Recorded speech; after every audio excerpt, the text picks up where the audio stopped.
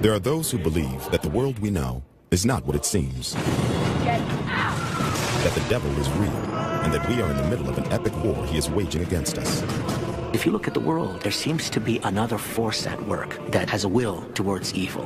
When you are inside the exorcism, you're attacking, and the demon is defending himself. A battle between good and evil, fought man to man and soul to soul. If you are unlucky enough to be caught up in it, there are only a handful of men in the world who can help you. They are the Exorcists, and these are their true stories. Once evil is turned out into the world, it is exceedingly difficult to put back in the box. Every year, the Roman Catholic Church receives thousands of requests for help with what the Church calls demonic infestations. In fact, the Church has set up the International Association of Exorcists to help educate priests of all things demonic. In 2004, they got a call about this house on the outskirts of Pittsburgh. The house infestation is a lot more prominent than people know these days or talk about. Because if you say that to somebody, I hear things or see things move, they're going to say, oh yeah, you got a few screws loose in your head. The church decided to call in a psychologist named Adam Bly to interview the family that lived in the house. Adam is one of a few lay auxiliary members of the International Association of Exorcists. Adam is a great gift, a very holy, talented man. He's a layman trained in psychology. He knows theology. He's a spiritual person who's not afraid of the evil one. Adam has participated in dozens of exorcisms, but realizes that dealing with skepticism is part of the job. I think it's completely rational and reasonable to think that possession and the reality of demons is medieval nonsense, as you say. Without a direct experience of something this extraordinary, I think it is natural and rational to conclude that it's not real. Adam got his first direct experience of the extraordinary at Bob Cranmer's house, and the two men have since become friends. What we went through here, and the priests that we worked with, and my relationship with Adam specifically, to meet with him again, and for him to come here, and there's just a camaraderie that we have because I know that he knows what happened here. What happened there was what the Catholic Church calls a demonic infestation. Classically, there are three levels of demonic problem. Infestation, which is when a demon is active in a place or space. Oppression, which it has now focused on a particular person. And possession, when that person has allowed that demon to take over their body. Infestation is the most common type of demonic problem that we respond to by far. Infestation is attacks and possession over material things, houses and places. I've prayed in houses where people have heard things have moved, been cold, there are smells, there are footsteps. Like these spirits own the house. And usually what happens is serious demonic activity took place there, seances, satanic worship. Perhaps murders and crimes have occurred there. So evil one, like a glove, came over and possessed that place. This particular house had held Bob Cranmer spellbound since he was a child. I grew up in this area here, and from the time I was a young child, probably in the early 1960s, I was always fascinated with this house in particular. I wasn't scared by it at all. I was intrigued by it. I wanted to know what went on inside it. I wanted to know who the people were that lived in it. What did they do? Bob was married with a family when he returned to Pittsburgh after a long absence and learned that his childhood dream house was on the market. So the first time I actually fulfilled my dream in coming into the house was to look at it to buy. We bought the house, we moved in, we had 4 young children, and we settled in. All was well initially, and we were probably here for about probably 6 weeks into it. And my wife and I began to notice there was something not right with the house.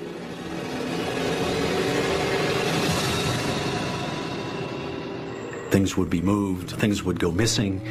One area of the house seemed especially active, a closet at the base of the stairs. There's a light in the closet, and there's a pull chain on it. So when I would come home at night and open the closet, the pull chain would either be wrapped around the light or very meticulously wrapped around one of the little chains that holds the globe in place. So we conducted a little test. I said, okay, close the door.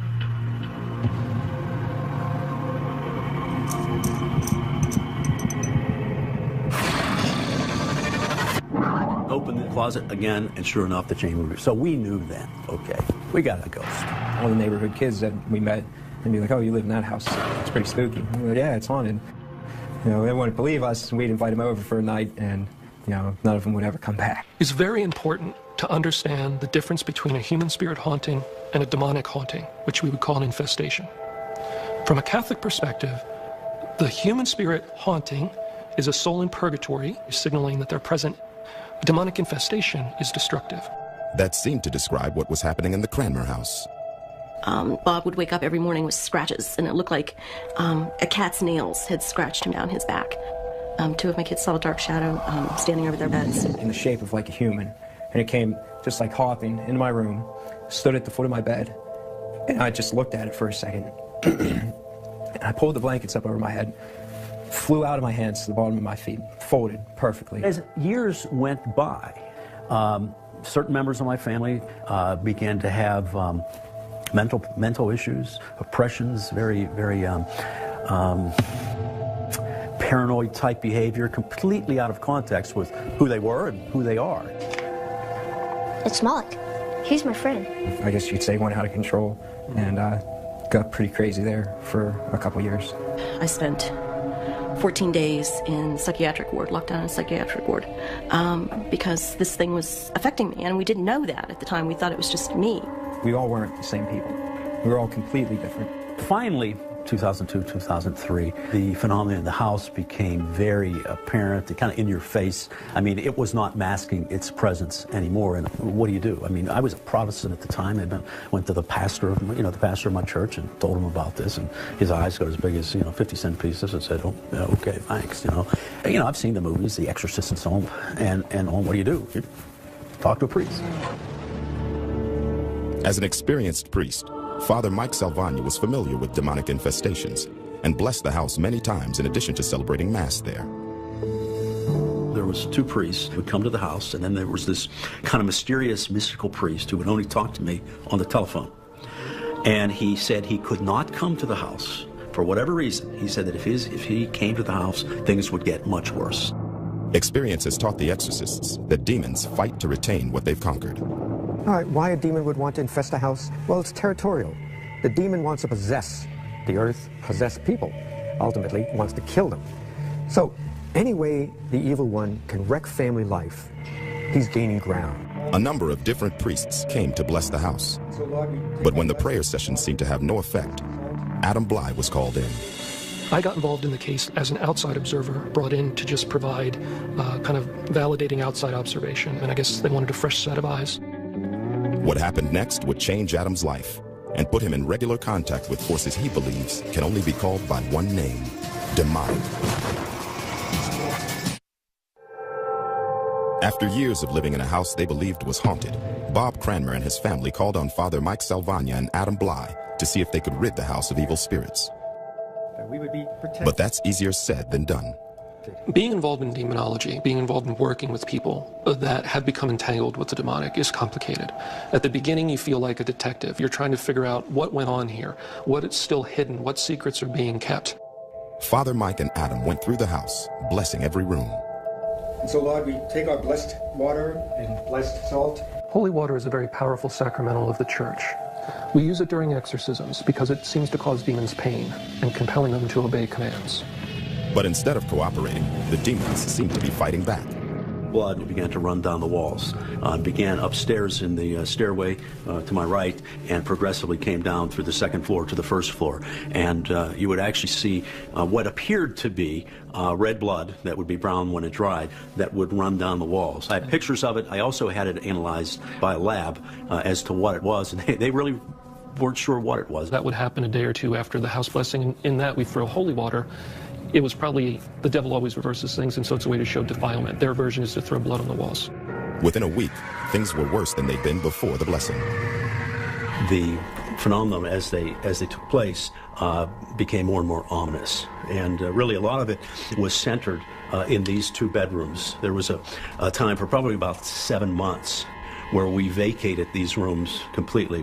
No one slept in them because the entity really gravitated to these two rooms. And the entity, which would park itself here at night, had a very, very strong localized stench, as I can call it. It was a combination of a burning rubber and a sulfur smell. I actually experienced that here too, and it was the first time I've ever experienced it. It's very eerie. It's like a packet of horrible odor that moved. Through him, with him, in him.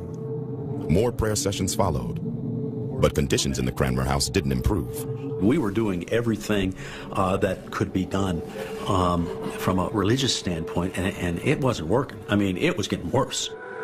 Exorcism is just not reading the prayers and like snap a finger and the person's gone. We are talking about days, weeks, and maybe months of working with a person to try to get them free. And sometimes all you can achieve is what I call a truce. By now, Bob and his family were talking seriously about just packing up and getting out. But they didn't. Maybe it's just my character and my nature. I do really believe that, there is good and there's evil. And evil is powerful, but good can prevail in the long run. And this is my house. This has always been, the house that I wanted since I was a child, and I wasn't going to give it up to anything or anybody. It was during these difficult times that Adam paid one of his many visits to the house and sensed the presence of evil more strongly than ever before. I experienced smelling a horrific, disembodied odor of death and something rotting moving through the home. I was scratched across the head by nothing. The strange thing about these was that about 90 seconds later, they had completely disappeared.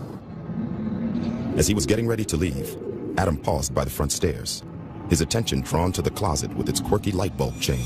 I had a strange and strong feeling that there was something under the stairs behind the closet. As it was a large space under the steps that you could almost stand up in.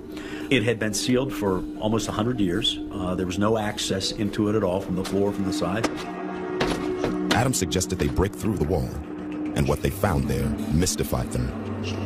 We found my son's Lego toys in this area. How that stuff would ever have gotten in there, there was no cracks, there was no way, but there was a whole number of things that they found that were clearly possessions of people that had lived in this house. One of the items was a crumpled up sketch. If you would, thank you. It showed a house and a family on one side. What is this? I have no idea. On the other side was a crude drawing of a demonic figure and a name, Moloch, a demonic figure associated with child sacrifice in the Old Testament. Doesn't mean the paper was a curse or was necessarily connected with black magic, but it seemed to be perhaps a clue. For Adam and Father Mike, having a name for the demon gave them a significant advantage, if the name was the right one. Now, the demons of course know this. They will fight tooth and nail not to give their true name, because once the priest has that name, it's no longer in the name of God, get out. It's in the name of God, blankety blank, get out. And that prayer, because it's specific, has a much greater impact. But why had the demons chosen to infest the house in the first place? The problems are there because the previous person who had authority over the home did something to invite the devil into that space. But what was it? Neighborhood gossip from the 1930s suggested an answer. The research seemed to indicate that there could have been illegal abortions performed in the building by a doctor who had run his office down the street. Armed with a name and a possible reason for the infestation, a final series of prayer services was conducted in the Cranmer house. O God, who in every place subject to thee are present as guardian, this petition may deserve the shelter of this house may never slacken. Moloch was called out and told to leave. But if the demons were listening, they gave no sign. Because what happened next was... Amen. Nothing. You would think, if this was a movie, that there would be some great dramatic ending to it. It was more like a blazing fire that burned itself out. And the embers lasted for a time, and then they went out as well. It was like a switch turned off, and everybody went back to normal. 7 years later, Adam is encouraged by what he sees and feels. I have to say it feels completely peaceful to me. I don't feel any hint of warning bells or a sense of any background presence or anything even lingering. Everything feels just good. I can honestly say that the peace and tranquility that is in this house today is genuine. I think it's long-standing, and I can only go back and compare it to what it was like during and before the battle, so to speak. The exorcists tell us that diabolical spirits infesting a house is more common than we think. A haunted factory, caught on tape, is relatively rare. The Catholic Church is frequently called on to determine whether a space is infested or merely haunted. When things move with no possible physical explanation, the question is always, who's moving them and why? Adam has come west to look for answers. I'm here in Los Angeles to visit my friend Andy Kopic, an MIT-trained physicist who purchased a factory some years ago that's very haunted. And today he has had me come out to the building and try to calm the haunting down or clear it out of there. Andy's company makes lasers and other high-tech equipment. My background is in general physics, applied physics, thermodynamic physics, mathematics. I started this company in a small little building, and I ran out of room, so we expanded and moved into this building. The former tenants, they showed up to pick up some mail that was delivered. They didn't have it forwarded at that point. The fellow walks in and he asks me, how's the building working out for you? And he was actually nervous when he walked into the lobby. And I said, what do you mean, how's the building working out for me? I said, it's great. And he says, you're not here at night, are you? Yeah, sometimes. And he says, don't you hear the pounding and the screams and the noises? And he said, that's why we moved. And I thought, you've got to be kidding. But I wondered what it sounded like here at night. I wondered what sounds they were hearing. And it's a big industrial park. I mean, of course you're going to have sounds. There's trucks moving in and out and people rummaging around through the dumpsters, maybe. So I put some recorders out here in the shop.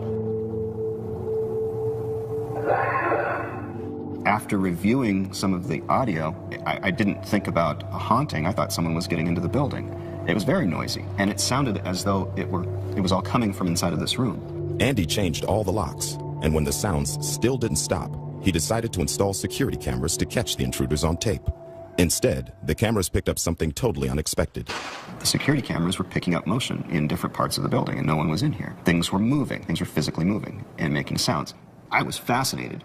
Oh my gosh, I'm really seeing things that are moving. This is quantum physics candy. Andy's next step was to design and install some more sophisticated sensing equipment. My security cameras weren't picking up some of the things. I could see objects moving. I couldn't see what was moving them.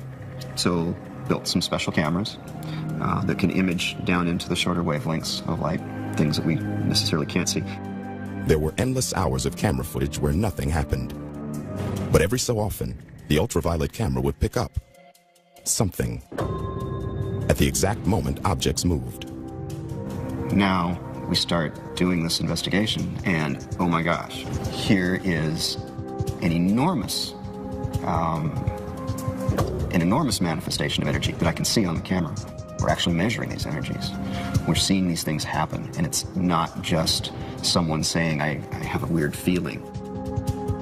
Andy started researching the paranormal and attended a conference where he met Adam, who agreed to pay the factory a visit.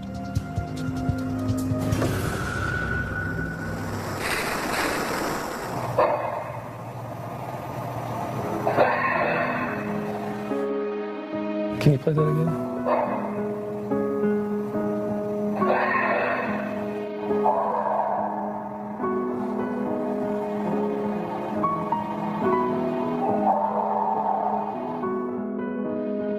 Now, when you did video, I think the one time you told me a partition fell. Can we look at that? Absolutely. Nobody's there? Nobody's in the building? No, it's completely locked up.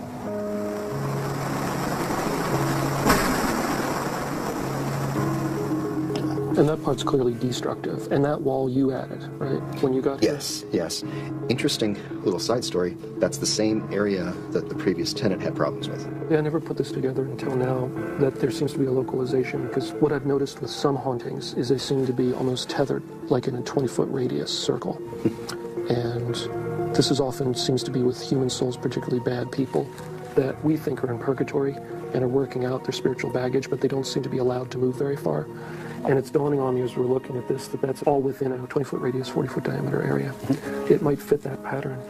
2 historical incidents suggested that the factory might merely be haunted and not infested. There was a oil refinery across the street that had a traumatic accident and fire that kind of leveled the place, and there were a few people that were killed within that event. And also on the land surrounding here, there have been some mass graves that were uncovered when they were excavating the land. So you get the classic Indian burial ground explanation for what was going on. For souls in purgatory, the church recommends prayers and blessings. And holy is this If they proceed without resistance, it's less likely that demonic forces are involved. I basically said some prayers asking for a blessing for the building and the blessing of the threshold, which is an old Catholic blessing for a doorway, to ask angels to guard it, that evil not be able to cross that threshold. It's a very powerful blessing. Amen. No one knows what was causing the disturbances in the factory, but they seemed to stop with the blessing. And it left Andy with more questions than answers. It changes everything. It changes how you look at everything. At that point, I was forced to challenge everything that I know, because there are new realities that are measurable. Whatever those new realities are,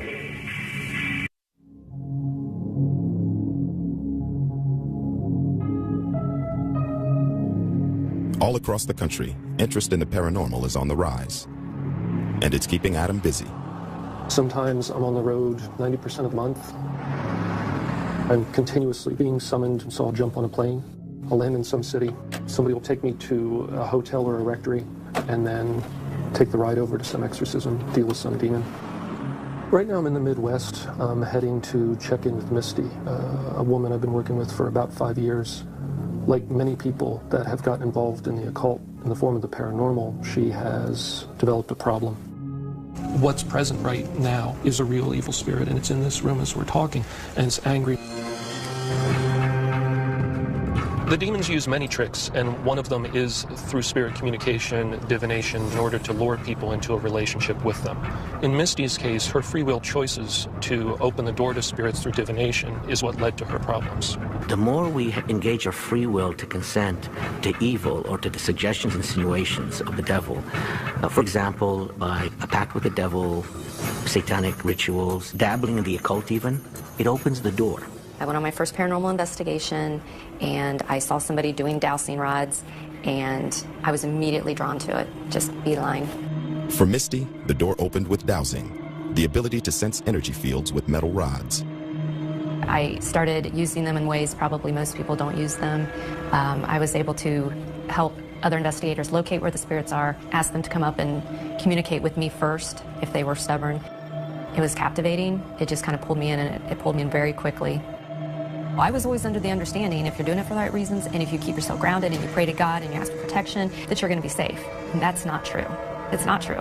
Misty had grown up in a Christian household and believed that guardian angels were always nearby to protect her. Now she wasn't so sure. At some point in the process, I started to feel that I was being governed by something that was not positive. In the beginning, it was a lot of the poltergeist type activity. There would be the sound of breaking glass. It sounded like every glass in my house broke. I'd go to investigate. There wouldn't be any glass. What went from curiosity and wanting to do the right thing became an obsession. There was just a seduction to it that just pulled me along. One particular night, I saw something in the window, and I thought somebody was standing on the other side of the window watching me. Who's there? But when it ran, the entity ran behind me and through my house. At that point, everything escalated. I started smelling the smell of death. I'm looking at the ceiling, and all of a sudden, this horrible-looking demonic thing flies out of the ceiling towards me and grabs a hold of me, and my arms are pinned, and I'm struggling. I felt like I was being held underwater. It was horrible. That's when I called Adam. When we work with people, we often give them sacramentals, which are essentially blessed objects, blessed by a priest. In Misty's case, one of the objects I had given her to use was a blessed candle. I simply instructed her to light the candle if she was going to be praying, and also to light it if she felt that there were evil spirits nearby.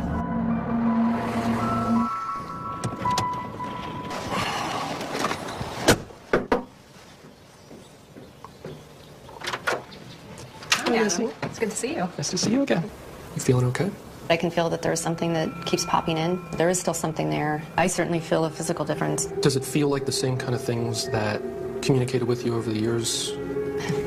Yeah, it does. The thing that has occurred that makes me think that there's something going on is the time that I did the candle. What was it that you did when you used it? I laid down, lit the candle, and it became apparent that something did come into the room. I asked the holy angels to please come into me and fill me with their inspiration and guidance. As soon as I said that, I felt that same energy. That one time when I was really attacked, right. I felt that same energy zip up through my feet, and it was so quick, it didn't waste any time. As he learns the details, Adam realizes Misty has made a common mistake. Blessed candles, they're sacramentals, they're holy things. Unfortunately, it's a false assumption that evil spirits can't be around when there's something holy present. And the thing about good spirits, there's never a need to invite them to actually enter your body. I had a bad feeling as soon as it happened. I'm still quite surprised I'm even in this position and situation. What do you mean? It's just so bizarre to think that, someone who's normal and doesn't worship the devil and do all that stuff can end up in this situation. It's really scary. My inclination would be that we do 2 steps, and that is to renounce the right that it was given, and then we'll pray a little bit and ask God to remove it. Does that sound? Absolutely. Okay. Once human evil is released, once evil is turned out into the world, it is exceedingly difficult to put back in the box. Misty, do you renounce any ties to the devil established through the occult? Yes. Do you renounce any ties to the devil established through divination? Yes. Through communicating with spirits in any way? Yes. Lord Jesus Christ, please break all rights the devil has to Misty based on these things and any others that we may be unaware of. I've been given permission by the church and the exorcists that have trained me to say prayers for people and to ask God to bless them. Keep us faithful to our Lord Jesus Christ forever and ever. Amen. Amen. All right, so we'll be in touch, okay? Okay, thank you again, Adam. All right. When Misty had lit the candle, she explicitly gave the spirits that she felt present permission to enter her body. This, of course, was a mistake. I think Misty is doing much better, but these things don't end instantly all in one session. As with most people, it's a process of disentangling yourself from the demonic and from the deceptions that you've been lured into. Misty became a target for demons when she showed an intense curiosity about divination and dowsing. But the church teaches that all interest in the paranormal can be dangerous, because you never know what you might bring home. Got the camera and the EVP on? From experience, the church teaches that when demonic forces are present, they are always trying to draw us into conversation. And the church has a simple rule for protection. Don't speak to the demon. In a sense, that is probably the biggest of the rules. To speak to a demon is to flirt with being lured into a relationship with a demon. And this is why spirit communication is so dangerous. Penny Willis was a member of a group of ghost hunters in upstate New York. We went on a tour of a haunted place, a known haunted place. A bunch of us went. There's something more to us, and it is that inner yearning for something else that is where our interaction with the spiritual world begins. So somebody says, I want to go do ghost hunting. I want to go look for the stuff. They want to experience it. They want to be connected to it. And sometimes that connection goes in directions that they don't want it to go in. Penny frequently spent time at her daughter's house, babysitting her grandson, Seth, who is autistic. But it was Penny's daughter, Elizabeth, who was the first to feel that an invisible presence was playing with her. Had her mother brought an evil spirit home with her? The grandmother of the child was pretty seriously involved in ghost hunting and had been trying to record evidence of spirits at a cemetery and seemed to have caught a black shadow on film. And this whole problem started, I believe, the night or the day after the child's mother visited the grandmother's house and watched this footage with her. I believe there's a very big possibility that it could have been attached to her and just followed her here. Whatever it was, it seemed to take an interest in Seth, or his bedroom. Then we'd hear growling. The growling would come from my son's room. I couldn't deal with that. I was scared. Then Seth's behavior began to change. He would be afraid. He'd wake up around 3 o'clock every morning screaming for no reason at all. He would see something that I didn't see. And, at first we thought maybe he was just having nightmares, maybe night terrors at his age. Before all this happened, Seth was a sunny child even as a toddler. It was really awful because Seth has always been, it's hard to explain, but everything makes him happy. The simplest things make him happy. Nothing made him cry, you know? You have no way of knowing what's going on with him, but if he's crying, there's something bad going on. We took him to doctors. We took him to specialists. Nothing was wrong with him. Outside of the home, Seth seemed to be his usual happy self. Take him for rides. We pull back in the driveway. The second we pulled in the driveway, he'd start shaking and screaming. He was terrorized. He literally cried from the moment he walked in the door until he finally would just pass out because he was, I mean, you know, he was so tired and exhausted. And that was every day, all the time. The child seemed to be seeing something that was absolutely terrifying to him. But he would very specifically point at something which he had never done before. The interesting thing about this is that an autistic child, in a sense, can't lie. They don't play games with deception and hiding things and pretending how they feel. And it wasn't only Seth who was being tormented. What is that? Penny awoke one day feeling as if she'd been clawed while she napped. Scratch yourself? No. You're bleeding. I had deep scratches, 3 of them, coming up across my face. I had no clue how they got there. 3 straight lines? Mm-hmm. Yeah. That is very typical. We actually see that a lot with demonic hauntings. For some reason, they like to scratch in 3s. We think it's in relation to the Trinity, because they do things in 3s a lot. When my mom got scratched, I was scared to death. I was under the impression for a long time that any kind of entity or ghost or spirit or whatever you want to call it could not physically hurt you. Of course, I wanted to write it off as maybe she scratched herself in her sleep. Nothing happened while I was gone. The church has a name for this type of demonic harassment. It's called oppression. A demon has gained rights to be present in that place. Now, that demon wants you, and it'll run any con on you that you'll open the door to. It will then push for more and more control, more interaction, and the moment that you say, no, I don't want to do what you say anymore, it'll turn on you and bite you. And that's usually when we get called. When ghost hunter Penny Willis visited a graveyard, an evil spirit may have become attached to her and made its way into her autistic grandson's bedroom. But Seth's doctors can't find anything wrong with him, and his mother, Elizabeth, is at her wit's end. Oftentimes people have already been experiencing a great deal of trial, turmoil, distress, chaos before they come to us. You know, oftentimes they'll try to handle it themselves, cope with it themselves, go to other friends perhaps even a psychologist. The church is always required, to the best of the culture and science of the times, to rule out mundane explanations for problems before taking that leap and saying that this is a spiritual issue, meaning possession, oppression, infestation. Seth's mother was finally referred to Adam Bly, but at first she couldn't bring herself to make the call. I wanted to contact Adam, but something was telling me not to, that everything was okay. It was just in my mind. It's not really happening. And then things started getting a lot worse. I'd be here by myself during the day, and I would see a black shadow walking around in front of me. Like, it was there. So I recorded it. And I did catch it on tape, and I showed my mom and my boyfriend. I didn't think I was crazy anymore. The video shocked me. I've never actually witnessed something like that. You could notice like a figure in it, but it wasn't a person. It wasn't anything that you could see anywhere around it. It was just a shadow of something. With documentary proof in her hands, Elizabeth contacted Adam. But the night before he came, a small statue of an angel came flying off a wall, nearly hit Penny, and broke Elizabeth's cell phone. People can be choked, people can be slammed against the floor, thrown down the stairs, dressers slid across the room, scratched, bitten, assaulted in other ways.